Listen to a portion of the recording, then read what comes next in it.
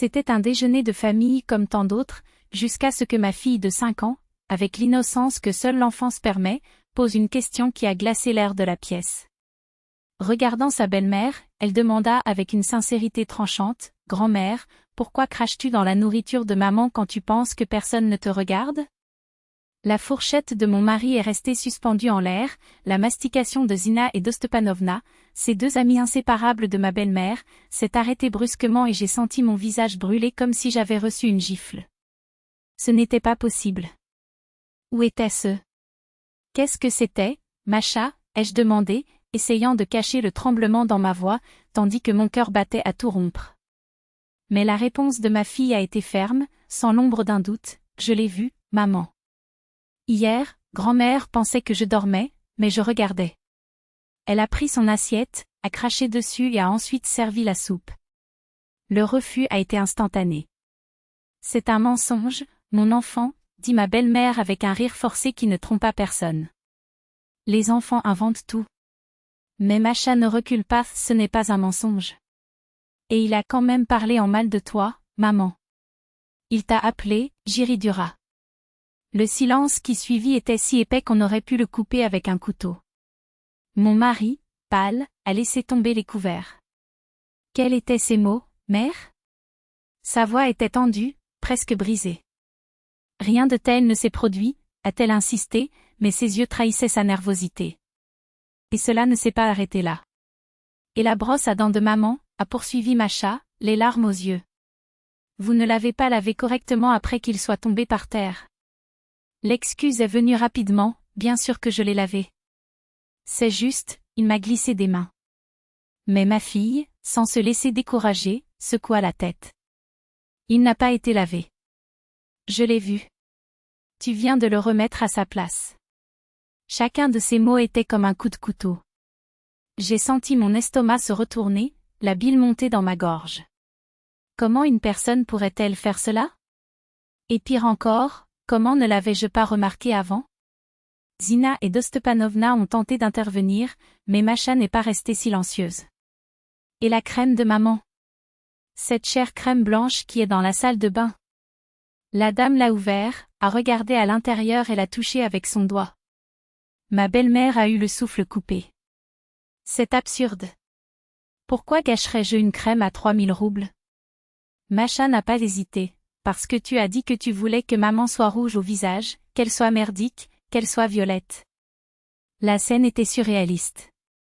J'ai regardé ma fille, ma belle-mère, l'assiette devant moi, et tout d'un coup, tout m'a semblé contaminé.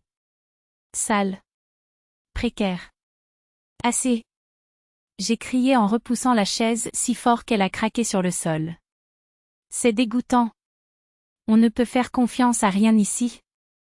Mon mari, abasourdi, a essayé de calmer la situation, peut-être que Macha rêvait, ma chérie. Mais elle a été catégorique, je ne rêvais pas. Je ne dormais pas. J'ai vu. Et comme si nous avions besoin de preuves supplémentaires, elle s'est levée, est allée à la poubelle et a montré du doigt, regarde là, maman. Les petits morceaux rouges. C'est ton rouge à lèvres que grand-mère a mordu et jeté. Ils étaient là, indéniablement, les restes de mon rouge à lèvres de luxe, mâchés et jetés comme des détritus. Ma belle-mère a balbutié, c'était gâché. Je viens, juste de le sentir. Avec tes dents? Répondis-je, ma voix tremblante de colère.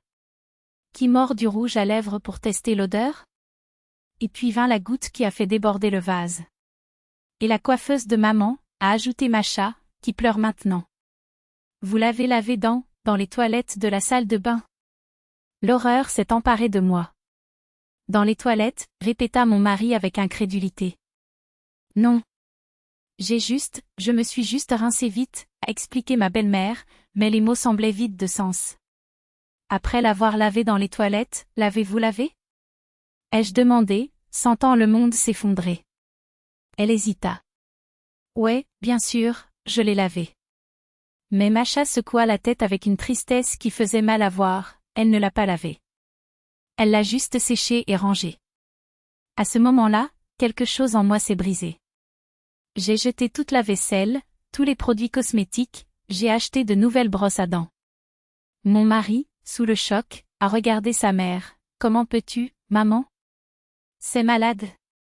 Bien sûr, elle l'a nié jusqu'au bout, ce sont des inventions d'enfants. Masha veut nous séparer. Mais je connaissais la vérité. Les enfants n'inventent pas des détails aussi précis. Ils ne décrivent pas les crachats sur la vaisselle, la violation des crèmes, le lavage des brosses dans les toilettes. Non, c'était réel. C'était cruel. C'était prémédité.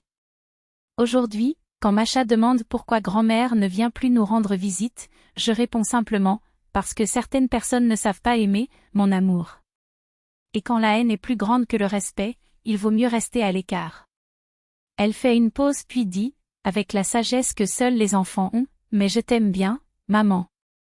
Et je ne laisse personne cracher dans ta nourriture. Et c'est à ce moment-là que je comprends, la pureté d'un enfant peut révéler des ombres que les adultes s'obstinent à ignorer. Parce que pendant que nous, les adultes, nous perdons dans les excuses et les mensonges, voient le monde tel qu'il est, brut, honnête et parfois terrible. Et merci à Dieu pour cela.